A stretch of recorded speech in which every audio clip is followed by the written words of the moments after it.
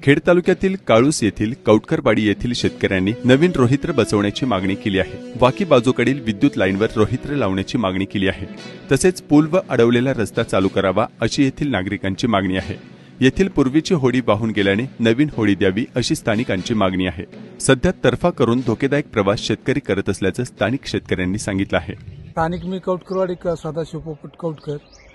इकडे माझ्या इकडे डीपीचा प्रॉब्लेम आहे। डीपी सारखी लाईट जाते पलीकडे आमची जमीन आहे पटरवाडीला कौटकरवाडीला आहे। मी शेवट टोकावर मोटर असल्यामुळे माझी चालत नाही मोटर। मला डीपीची अवस्था आहे आणि मला जाण्या येण्यासाठी तिथं मी फायबरवरून जातोय दररोज पलीकडे पाणी धरायला। आम्ही जीव मुठीत घालून जातोय आणि आज रोजी आम्हाला जायला रस्ता सगळा आमच्या धरणावर पुलावरचा रस्ता अडवलेला आहे। तर आताही आम्हाला ऑलरेडी जाण्यासाठी काहीतरी होडी द्यावा किंवा ते जो पूल आहे तो चालू करून द्यावा एवढीच अपेक्षा आहे सरकारकडे।